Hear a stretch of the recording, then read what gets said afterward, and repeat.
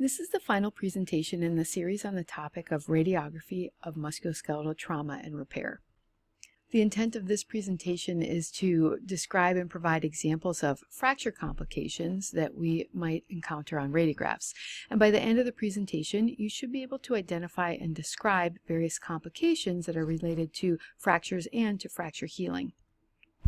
These complications include implant failure, union issues, infection, sometimes plate-induced sarcoma, and premature physeal closure that can result in angular limb deformities. Let's start with discussing the implant and implant failure. Implant failure includes things such as bending, breaking, or movement of implants, and that may result in osseous resorption, but it may also result in actual displacements of the fracture. On this slide is an example of a patient on the left here that on post-operative study we can see that there was a plate and screw stabilization of a left body of the ilium fracture, a little fragment here, and the patient also had a right sacroiliac luxation that was stabilized with a screw. This patient presented 1 week later with difficulty walking, and on follow-up radiographs, unfortunately, we can see that there has been complete failure of both surgeries. The screw with the right sacroiliac joint has completely backed out, so we have luxated again. And if you look closely at the plate, the last two screws here caudally are supposed to be in this portion of the ilium, and they have retracted. The cranial 3 screws actually still have purchase in the cranial part of that wing of the body of the ilium. Here's another example of complete implant failure. On the left is the postoperative study of a patient with a distal oblique femoral diaphyseal fracture, and this was stabilized with intramedullary and intrafragmentary pins and kind of figure of 8 tension wire bands. 2 weeks later on recheck, we can see that there has been backing out of the intramedullary pins, so they no longer are within the distal segment. There's been complete backing out of the intrafragmentary pin, and the wires are no longer engaging both segments. So we can now see that there's cranial and somewhat medial displacement from that complete implant failure.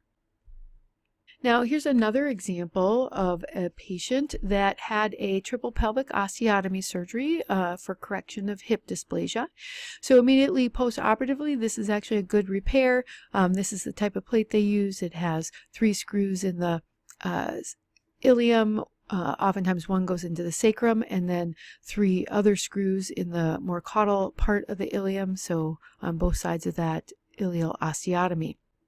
At 6-week recheck, this patient was actually clinically doing well, but when we look at the radiographs, we can see that the caudal 3 screws have completely backed out from the caudal part of that ilium, and so there has been complete failure of that portion of the implant. The cranial 3 screws are still in appropriate engagement of the ilium, and this one in the sacrum.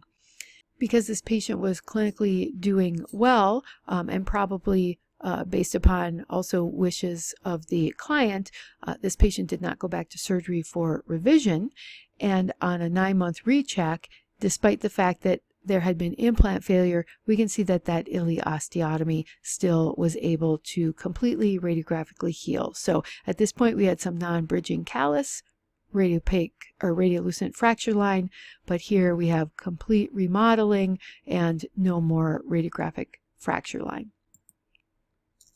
Here's another complication that can occur.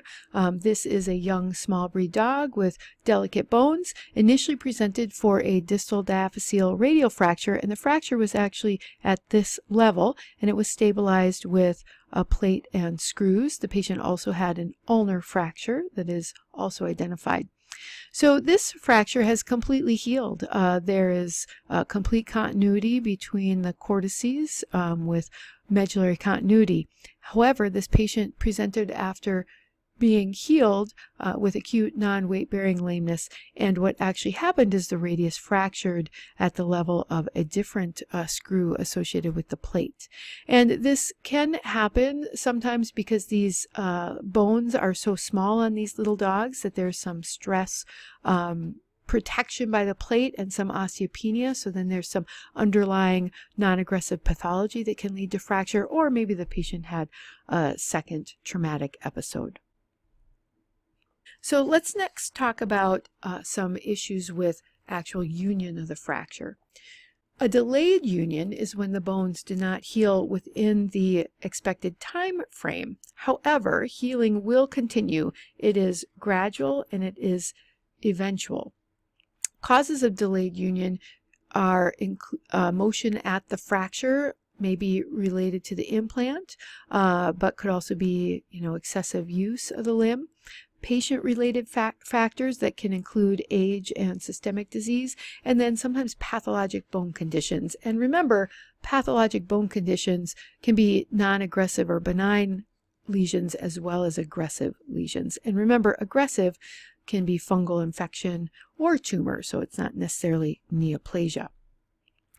It can be challenging to determine whether healing will continue, so oftentimes it will take time and numerous rechecks. But on radiographs, we are going to see that there is minimal callus, periosteal and endosteal reaction, and the presence of the fracture beyond the expected healing. And in the previous presentation, I had given you a table with generalizations of when to expect healing in the dog, dependent upon age as well as what type of healing was occurring. Here's an example of a young cat. On the post-operative study, you can see that there was a highly comminuted fracture of the distal tibial diaphysis and metaphysis, and it was stabilized with a plate, screws, cerclage wire, as well as intramedullary pins and even some external splinting. At 4-month recheck, notice that although there is a little bit of periosteal reaction, there is no bridging callus. Our fracture ends have rounded, that's part of the resorption of healing, and there is no bone that is filling in that gap. And in fact, some of the fracture fragments here may have partially resorbed as well.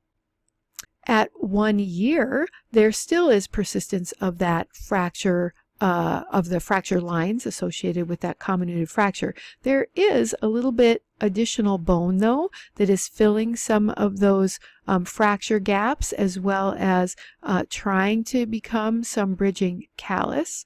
And they decided that since there was some continued healing, they would keep going.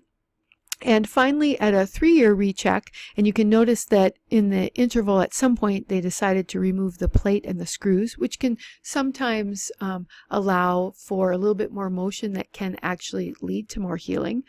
So all of these radiolucent tracks are from the screws. We can actually see that there is almost complete filling in of those fracture gaps at that comminuted fracture. So this took a very long time, 3 years, but ultimately it has essentially healed. A non-union is when bone healing actually stops prior to fracture closure. So the bone's not healed and we have no evidence of progressive healing over time. All non-union fractures are going to go through some sort of a delayed union phase, and so we have to determine that healing has ceased and will not progress without actual intervention. And that determination is subjective, but will rely on lack of progression of a healing callus, remodeling of the callus but it never bridges, a lack of increased opacity of the fracture line so that we actually see filling in of that fracture line, and then the fact that it is taking a really long time. There are 2 major classifications of non-union fractures. They fall into viable and non-viable, and then each have their subclasses, and a complete description of all of that is beyond the scope of this presentation. Non-viable non-union fractures are pretty uncommon, and so I'm not going to discuss those at all. Viable non-union fractures are characterized by continued viable active attempts to heal with reactive bone and callus formation. And there are 3 kind of subclasses. 2 of them hypertrophic and moderately hypertrophic actually do have callus that we can identify. The hypertrophic has abundant callus. Hypertrophic non-union fractures usually are a result of excessive motion in the fracture zone, maybe excessive activity by the patient, maybe premature loosening or even premature removal of the device. Kind of same causes could cause the moderately hypertrophic non-union. And then oligotrophic is a non-union that has very little or no callus with eventual bridging of the fracture by some fibrous tissue, but it isn't ultimately stable. We're going to talk about radiographic findings of hypertrophic non-union fracture, and those findings include persistent fracture line, lack of bridging callus, but that there is callus present, that the fragment fracture ends as well as the callus ends can be flared, smooth, and rounded. And then at times the medullary canal can actually look at the fracture ends like it has sealed over with sclerotic ends. On the left is a patient that had a femoral fracture that was stabilized with a plate, screws, and some additional cerclage wires and K-wires. This is well beyond when the patient should have healed. And hopefully what you can see is that there is exuberant callus along the caudal cortex here, but it has no bridging to it. And the ends of the callus and the fracture kind of cortical ends have rounded and they are quite sclerotic. And in fact, some of this sclerosis may be of the medullary canal. And then at the cranial extent, there is some periosteal reaction, but there is no bone at the cranial cortex here at the fracture. So this is an example of hypertrophic non-union. The patient on the right has a fracture of the proximal ulna here that also is a hypertrophic non-union. We can see at this point that the fracture line is still evident. The ends here, there is some callus, but it's not bridging either cranially or caudally, and those ends are rounded. And then there is sclerosis completely through that medullary canal. So that is kind of that sealing over the medullary canal. So this is not going to be able to go on to healing. And then my last example here, we have a cranial-caudal view of a patient that had radial and ulnar fractures. The radial fracture is going to be easier to evaluate here. This is 8 months after the time of the fracture. And at this point, this patient did have a plate on. You can notice that there are these faint radiolucent tracks. Those tracks are from where the screws were. But at this point, after it's been removed, there's still no healing. We can see that fracture line completely. The ends and the non-bridging callus are rounded, and then the medullary canal is completely sclerotic and kind of sealed over. Another complication we not uncommonly identify is malunion. And a malunion fracture is when healing occurs, but the bone is not normal. So there's angulation or rotation that happened during healing at the fracture site. Causes of malunion include maybe no stabilization or poor initial stabilization, or also we can see it with loosening or failure of the device. Radiographic findings include finding a healed fracture, but identifying shortening, angulation, or rotation of the affected bone, which often appears distorted at the level of the fracture. You may also identify issues with adjacent joints, such as arthritis due to alteration in biomechanics. Here's an example of an adult dog that had a malunion fracture of the mid-diaphysis of the femur. And one thing to keep in mind is be sure to use what we've already learned about our kind of periosteal patterns and our lysis patterns to help us determine that these are non-aggressive lesions when we identify them. So we would want to make sure that we don't confuse this with an aggressive lesion. On the lateral view, it probably shows us the best that if you look at the distal femur and where the cortices are, they are, caudally located relative to the cortices of the proximal segment. And then in between those cortices is smooth filling in of bone. So there's good opaque bone bridging those segments. There are thinner areas of what you might consider as the cortex, but there's actually no lysis. And even though there's some distortion in the trabeculation and maybe some lucency, as well as widening of the bone, this looks like a very non-aggressive lesion. Here's another patient that has a malunion fracture of the tibia as well as the fibula. On the lateral view, what I notice is that there is kind of widening of the bone. There is lucency that does not look like a moth-eaten area of lysis. It looks more like kind of geographic area of lucency. The cortices are nice. There's no lysis there. This is a fairly distinct or short transition zone as well. So all of those things look non-aggressive. And then on the craniocaudal view, we can actually see that the distal tibia is laterally angulated relative to the proximal tibia. And again, there's distortion of the bone here, but hopefully you can see the cortices here aren't matching up with the cortices here, but yet there's still bridging of bone. A little bit of kind of angulation of this smooth kind of filling periosteal reaction, and like I said, some lucency, but it doesn't look like lysis. It has a short, distinct transition zone. So this is a benign looking lesion or a non-aggressive lesion and is a malunion fracture. You can also notice that the fibula over here has a malunion fracture. And then our last example is of the radius and ulna in a dog.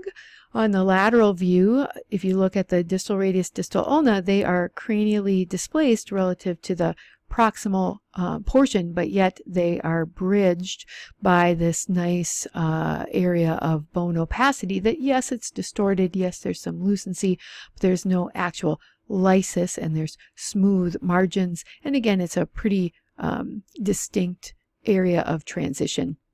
On the craniocaudal view, we can see some periosteal reaction that's pretty smooth around both the radius and the ulna. Additionally, there is some proliferation of periosteal reaction that is actually bridging both the radius and the ulna, and when that happens, the term we use is synostosis.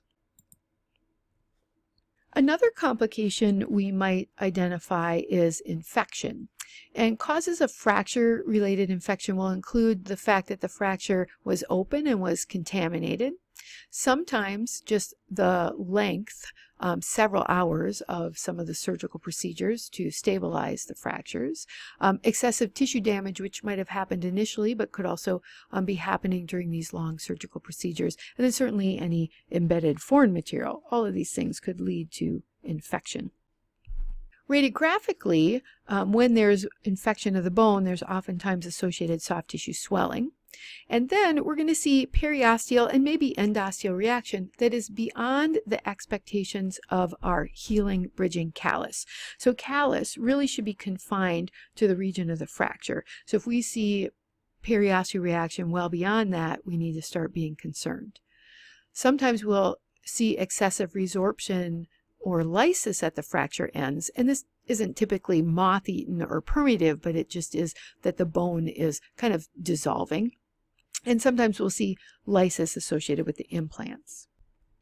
Here's an example of a patient with postoperative views after stabilization of the third and fourth metacarpal bone fractures. There's also a fifth metacarpal bone fracture.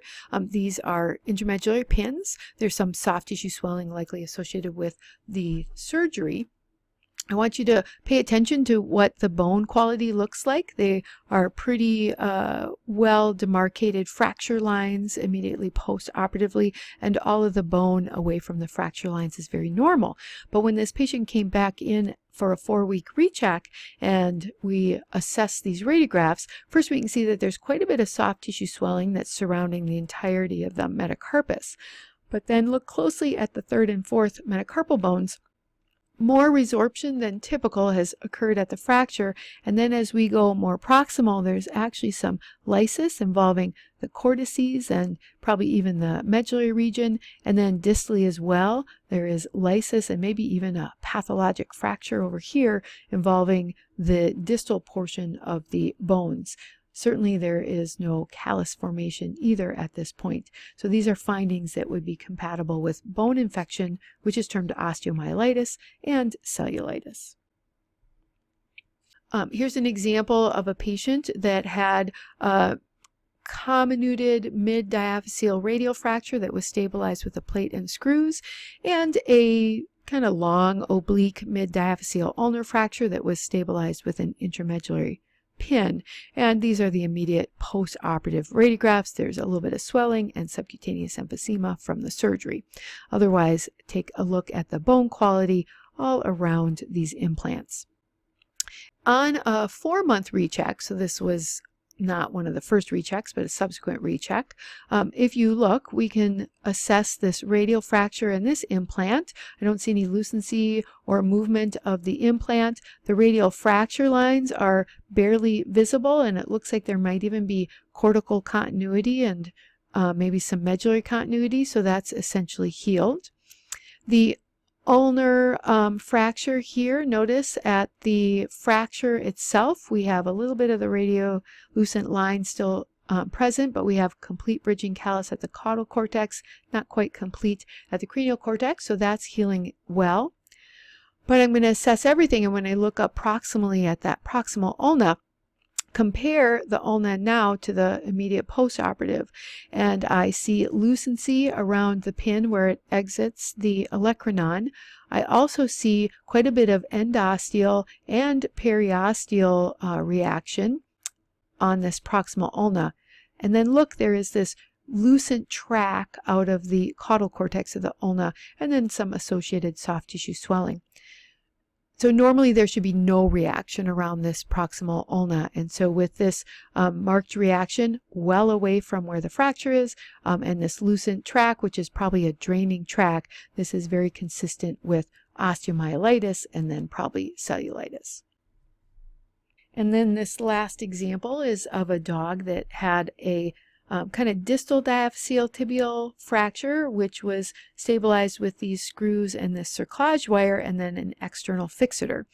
If we look at where the fracture was, I don't see any fracture lines. So the fracture itself has healed. This is where we should see any callus and remodeling. But when we assess proximally, there is quite a bit of, somewhat irregular but smooth and solid periosteal reaction, as well as some lysis or lucency around this half pin and around this through and through pin. Periosteal reaction also along this lateral cortex. This is just a magnified view to show that a little bit better. And if we notice, there's even a periosteal, fairly solid, but periosteal reaction on the fibula. None of this reaction should be occurring just from the implant, and certainly not on the fibula. So typically there shouldn't be any change around those pins. And so the only reaction should be down at the fracture. So this is another example of osteomyelitis. Rarely the occurrence of a fracture or any use of internal fixation device, even if we created the problem, can lead to development of a primary bone tumor. And at that point, then we actually term them plate-induced sarcoma. The radiographic appearance is the same as other primary bone tumors with aggressive changes, and we've discussed the things that we can look for aggressive changes. So aggressive periosteal reactions, aggressive patterns of lysis, cortical lysis, as well as our indistinct transition zone. So all of those things keep in mind when you're assessing these implants. Here's an example of a dog that had a tibial tuberosity advancement, and so these implants are part of that. This is for correction of craniocruciate ligament instability. And this was several years ago, but the dog is now presenting for lameness. And when I look at this patient, we have moth-eaten lysis in this proximal metaphysis, some sclerosis as well. There's also this irregular periosteal reaction, again, this moth-eaten lysis, some periosteal reaction along the caudal cortex, and it's not a very distinct transition zone. So the moth-eaten lysis and the indistinct transition zone tell me that this lesion is aggressive. And we know that aggressive isn't always tumor. We said fungal osteomyelitis could be aggressive as well. However, the fact that this is near a plate in this patient makes us have our primary differential of plate-induced sarcoma. Let's finish out this presentation by discussing some complications we might see after physeal trauma. Angular limb deformities can develop after trauma to the physis. The Salter-Harris type fractures can cause premature closure of part or all of the growth plate, which can cause cessation of growth in that region. Do remember that that initial trauma isn't always observed radiographically, and we may only notice the damage after that altered growth leads to angular limb deformity. The most common site for this complication is premature closure of the distal ulnar physis in the dog. The distal ulnar physis is especially susceptible to injury, and this is perhaps because of its conical shape. This will lead to cessation of ulnar growth that will then restrict the normal linear growth of the radius. And this is probably the most clinically relevant place that we will have issues after trauma to the physis. However, we can have angular limb deformities develop with trauma to other physes. So I do want to specifically call out to you the radiographic findings we'll see in premature closure of the distal ulnar physis, just because it is so common.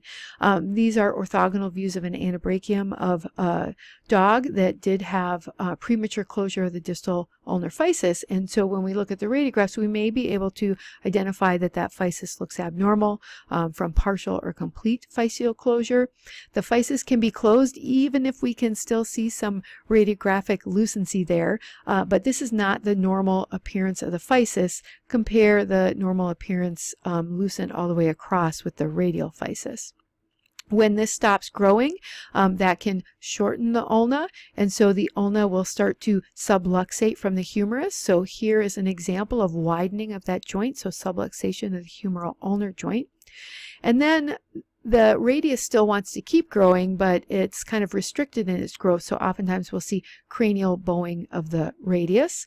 And on the cranial caudal view, which is the view you have to look at to distinguish this, the ulna keeps the limb from growing at the lateral side, but the radius will keep growing at the medial side, and so that oftentimes deviates that distal limb laterally, and then that is called a valgus angulation or a valgus deformity. Here's an example of another patient that has this premature closure of the distal ulnar physis. So again, I don't see the normal lucency conically here of the distal ulnar physis, even though the radius is still open. The ulna is somewhat bowed, but again, we have this humeral ulnar subluxation here, widening of that joint, cranial bowing of the radius. I'm not sure that I can specifically see that this patient has much of a valgus deformity, but physically looking at it might help us with that.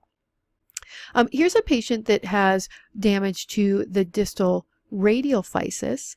So again, anabrachium, but if we look at this patient, I can actually still see an open distal ulnar physis, but when I look at this distal radial epiphysis and the physis, they are both abnormal. So the physis looks more sclerotic, it doesn't look as open, and then this epiphysis is actually angled, and that's because there was kind of asymmetric closure. So it stopped growing on the lateral side and is still growing on the medial side. So notice there is subluxation of the joint between the radius and the carpus. Also, if you look critically, there's actually the radius is shorter now than the ulna, and there is some widening of the humeral radial joint or subluxation, and we can compare that to the normal patient over here. Be sure to look at this listed reference if you want to read more about this topic or see some additional examples.